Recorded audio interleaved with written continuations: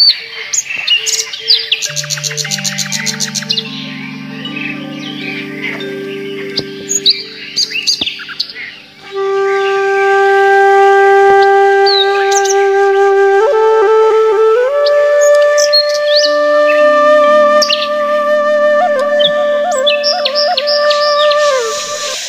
Morning.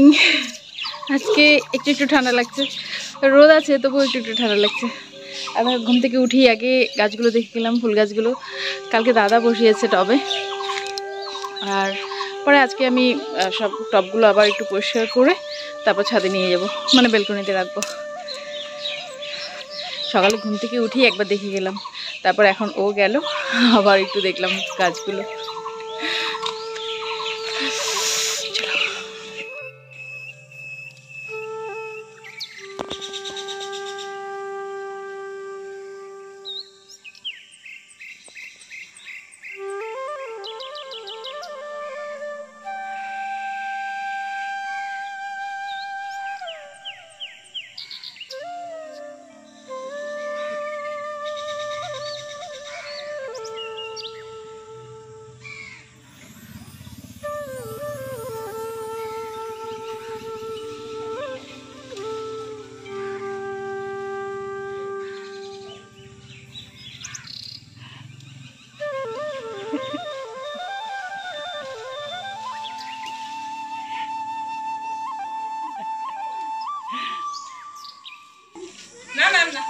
আর পারবি না, তোর মা সব সব মাছ পাইরে নিল তোর মা।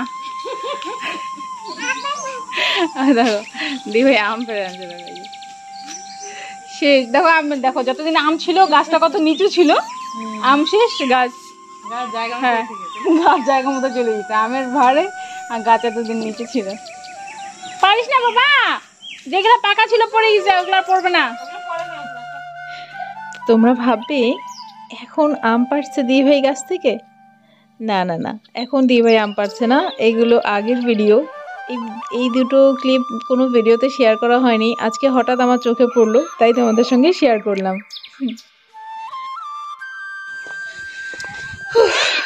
Good afternoon.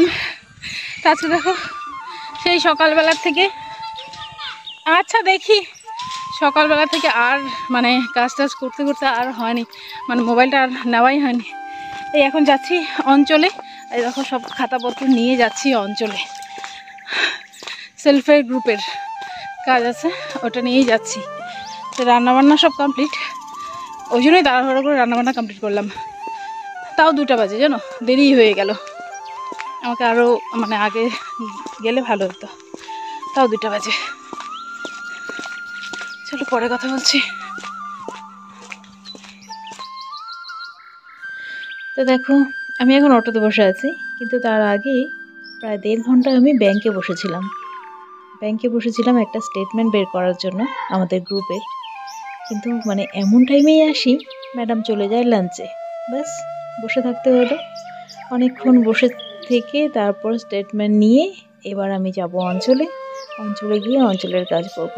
ওখানেও বেশ কিছুটা টাইম লাগবে, তো জানি না আজকে আমি বাড়ি কখন ফিরবো, দুপুরে খাওয়া দাওয়াও হয়নি।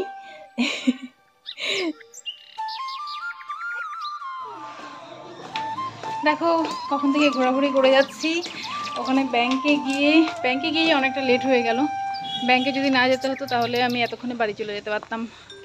ব্যাংকে গিয়ে লেট হয়ে গেল। এখন এই যে মানে কমপ্লিট হলো, এবার এটা শুধু জেরক্স।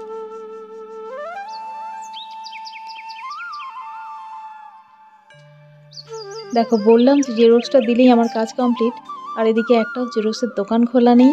মানে এদিক থেকে ওদিক ছোটাছুটি করে অনেক কষ্টে আমি জেরক্স কপিটা মানে এনে জমা দিই।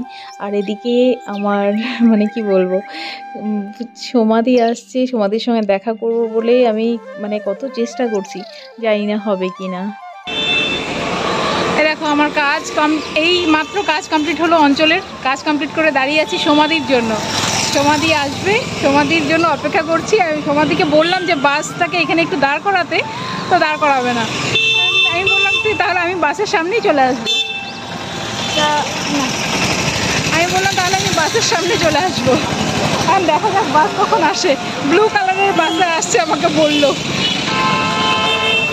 এদিক থেকেই আসবে, ওই জন্য আমি দাঁড়িয়ে দাঁড়িয়ে আছি এখানে, দেখা যাক আসলে একটুক্ষণের জন্য দেখাবো তোমাদের। দেখো সমাধি চলে আসছে।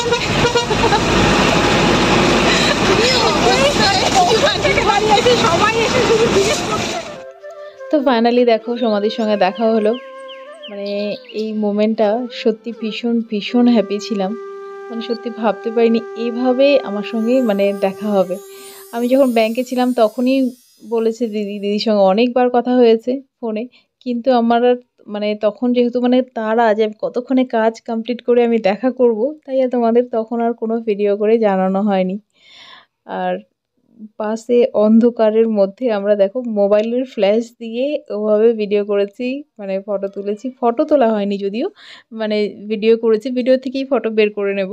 কিন্তু ভীষণ খুশি ছিলাম সত্যি, ভীষণ মানে ভাবতেই পারিনি যে এত বছর থেকে যাকে শুধু মোবাইলে দেখি, মানে মোবাইলেই তো কথা হয় না, কমেন্টের মাধ্যমে আমাদের কথা হয়, লাইভে কথা হতো, তো একদম সামনাসামনি দেখা। তো ভীষণ হ্যাপি ছিলাম ওই যতটুকু টাইম ছিলাম। আর দাদাভাইয়ের সঙ্গে সেভাবে কথা হয়নি, শেষে শুধু দাদাভাইকে বাই করে বেরোলাম। ভীষণ ভীষণ একটা মানে একটু টাইমই কিন্তু খুব ভালো কাটালাম। তা আমাদেরকে দেখে না মানে সবাই, মানে বাসটা একদম মানে ভর্তি ছিল আর সবাই আমাদের দেখছিল যে মানে আমাদের কাণ্ড কারখানা। মানে সেই সময় যখন থেকে বাসে উঠেছে তখন থেকে আমার সঙ্গে মানে ফোনে কথা চলছিল আর আমি দাঁড়িয়েছিলাম, সবাই মানে আমি যখন বাসে উঠলাম সবাই মানে তাকিয়ে আছে। আর এই ফটোগুলো দেখো ভিডিও থেকে বের করেছি, মানে একদম বলে না রিয়েল ওয়ালি স্মাইল, তো এটা হলো রিয়েল ওয়ালি স্মাইল।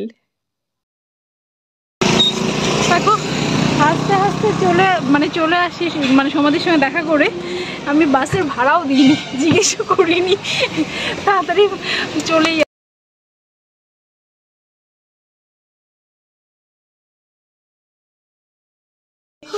এই যে বাড়ি ফিরলাম, কটা বাজে? 6টা বাজে। দেখো 6টা বাজে বাড়ি ফিরলাম আর সত্যি একদম ভীষণ হ্যাপি হ্যাপি লাগছে সমাধির সঙ্গে দেখা করে। মানে ব্যাগটা রাখবো, সত্যি ভীষণ খুশি লাগছে। কিন্তু আর মানে একদমই একটু সময়, আর একটু সময় যদি থাকতো। এখন বাস দাঁড় করিয়েছি, মানে আমি বাস কি দাঁড় করাবো, তার থেকে মানে প্রথম তো ভাবলাম যে বাস দাঁড় করিয়ে দেখা করবো, তারপরে ভাবলো আরে বাস কেন দাঁড় করাবো, আমি তো ওদিকেই যাব, তাই বাসেই উঠে পড়লাম। গরম লাগছে,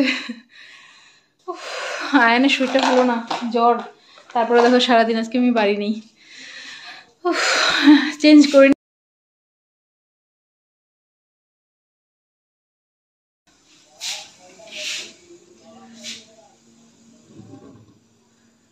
চা বসিয়েছি আর সমাধির সঙ্গে দেখা হলো, মানে এমন দিনে সমাধির সঙ্গে আমার দেখা হলো, মানে কি বলবো। আজকে জানোই যে সেই দুপুরবেলা থেকে আমি বাইরে বাইরে। আজকে আমি ব্যাগটাও নিয়ে যাইনি, মানে আমার যে সাইড ব্যাগটা সেটাও নিয়ে যাইনি, যেহেতু যে খাতাপত্র নিয়ে গেছি ওই একটা ব্যাগেই, ওর মধ্যেই শুধু মানে ভাড়াটা নিয়ে গেছি, তাও গ্রুপের, আমার নিজেরও না। মানে আমি তো আমার ব্যাগটা নিয়েই যাইনি, মানে এইভাবে মানে খালি হাতেই দেখা করতে হলো। আমি এটাই আমার খুব খারাপ লাগছে যে মানে একটা এভাবে দেখা হলো আর তাও খালি হাতে। আমি কতক্ষণ দাঁড়িয়েছিলাম, আর এমন জায়গায় আমি দাঁড়িয়েছিলাম যে আমি যদি আমার এখানে মানে আমাদের দোকানের সামনে দাঁড়িয়ে থাকতাম তাহলেও এখানে তো চেনা জানা আছে, আর যে জায়গাটায় আমি দাঁড়িয়েছিলাম ওখানে আমার মানে চেনা জানাও কেউ নেই। যাকে দেখা হলো এই অনেক, আবার জানি না কবে দেখা হবে, তবে ভাগ্যে ছিল দেখা হয়ে গেল, এটার জন্য সত্যিই হ্যাপি এবং ভীষণ ভীষণ ভালো লাগছে যে এত দিন থেকে মানে সমাধিকে দেখি না, সমাধির ভিডিও দেখি সেই কত দিন থেকে, সে 2-2.5 বছর হয়ে গেল। তা 2.5 বছর পর এই দেখা হলো প্রথম সামনাসামনি, এটাই মানে এতেই ভীষণ হ্যাপি। কিন্তু একটু মানে আরেকটু সময় যদি থাকতে পারতাম একসঙ্গে, এটা যদি দিনের বেলা হতো না তাহলে আমি অনেকটা দূর যেতে পারতাম সমাধির সঙ্গে। মানে ঠিক আছে সমাধি অন্যদিকে চলে যাবে, কিন্তু আমি তাও অনেকটা দূর যেতে পারতাম, তাহলে আমি ব্যাক করতে পারতাম, মানে আবার ফেরার গাড়ি আমি পেয়ে যেতাম। কিন্তু মানে এই সন্ধেবেলাটা বলে আর ওদিকটায় যেতে পারলাম না, কারণ ব্যাক করার গাড়ি পাবো না আমি, তাই এতটুকুই দেখা করতে হলো। তা নাহলে রাস্তাটা কিন্তু মানে একই ছিল, আমি যেতে পারতাম, শুধু যদি দিনের বেলা হতো তাহলে। চলো চা হয়ে গেছে।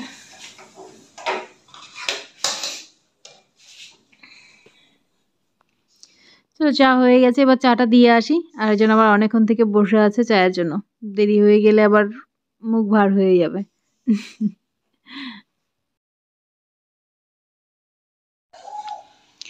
তো ওকে চাটা দিয়ে আমি একটু মোবাইলটা নিয়ে মানে বসলাম ওর পাশে। তো আমি বসতে বসতে ওর চা খাওয়া কমপ্লিট হয়ে গেছে। তো যাকে ওকে বললাম যে ভিডিওতে তো কথা তো বলেই না, একটু তাকাতে বললাম সেটাও তাকাবে না, বললো মোবাইল বন্ধ করো। মানে একটু রাগ দেখাচ্ছিল। তো যখন একটু রাগ দেখালে সত্যিই ভীষণ রাগ ওঠে, তখন মনে হয় যে কোনোদিন ওর সামনে মোবাইলটা ধরবই না। কিন্তু কি আর করবো, তবু নিয়ে আসি মোবাইল। দেখো কেমন স্ট্যাচু হয়ে আছে, একদম স্ট্যাচু, কিচ্ছু বোঝে না। মানে মোবাইল না বাঘ বোঝা মুশকিল। তাকাচ্ছে তাও টেরা করে, তা বললাম একটু সোজা করে অন্তত তাকাও, তারপর একটু সোজা করে তাকালো। এই হলো কপাল, কি নিয়েছে মানে কত, মানে মানুষ কত সুন্দর করে ভিডিও করে, ওদের কপাল আর আমার কপাল, কি আর করা যাবে। দেখো এতক্ষণ বসে বসে ভিডিওটা এডিট করছিলাম গতকালকের, জানি অনেক লেট হয়ে গেল। হঠাৎ আবার দাঁত ব্যথা শুরু হলো, এ কদিন কিন্তু ছিল না, আবার দাঁত ব্যথা শুরু হলো, প্রচন্ড দাঁত ব্যথা করছে। এই একটু আগে না ভুল করে একটু ঠান্ডা জল, একদম মানে ঠান্ডা জলটা খেয়ে নিলাম ঢক করে, ব্যাস ঠান্ডা জলটা গিয়ে দাঁতে লাগলো আর ব্যথা শুরু হয়ে গেল। এই যে হোমিওপ্যাথি ওষুধ নিয়ে আসছিলাম, এটা দেখি লাগাই কমে কিনা। ট্যাবলেট আছে, যদি খুব মানে আরও বেশি ব্যথা করে তাহলে খাবো, ব্যথার ট্যাবলেট আছে, কিন্তু আগেই খাবো না, আগে এটা একটু দিই, যদি কমে যায় তো ভালো কথা। প্রচণ্ড মানে হঠাৎ করেই একদম প্রচণ্ড ব্যথা করছে, একদম মাথা এদিক থেকে শুরু করে সব ব্যথা হচ্ছে। আমি যে মানে আয়ানকে খাওয়াবো সেটাও ইচ্ছে করছে না যে আমি ওকে খাওয়াই, বললাম হাত দিয়ে খা। তো চলো আজকের ব্লগটা এখানে শেষ করছি, কারণ রাতে আর মানে ব্লগটা কন্টিনিউ করা হয়নি, যা মানে প্রচণ্ড দাঁত ব্যথা হচ্ছিলো। মানে আধা রাতে উঠে বসেছিলাম আমি দাঁত ব্যথার জন্য, মানে প্রচণ্ড ব্যথা, মনে হচ্ছে যেন মানে কেউ হয়তো আমার মাথায় হাতুড়ি দিয়ে বাড়ি দিচ্ছে, মানে এত ব্যথা হচ্ছিল। যাকে এখন একটু কম আছে, জানি না এটা কবেই যে মানে এটা একটা ব্যবস্থা তো অবশ্যই করতে হবে খুব তাড়াতাড়ি। যাকে চলো সবাই ভালো থেকো, সুস্থ থেকো, সাবধানে থেকো, আবার একটা নতুন ব্লগ নিয়ে দেখা হচ্ছে। আর আজকে যে দিনটা কাটালাম মানে দুপুরবেলা থেকে ভীষণই ব্যস্ততার মধ্যে কাটালাম সত্যি, কিন্তু মানে শেষটা সত্যি ভালো হলো। মানে আমি ভাবতে পারিনি যে আজকের দিনটা আমার এমন কাটবে। থ্যাংক ইউ সোমাদিকে, থ্যাংক ইউ মানে এখানে এসে আমার সঙ্গে যোগাযোগ করার জন্য, যে মানে যোগাযোগ না করলে তো আর দেখা হতো না আমার সঙ্গে, তো যাকে যোগাযোগ করলো বলে সোমাদির সঙ্গে আমার দেখা হলো, আমি সত্যি হ্যাপি। চলো টাটা।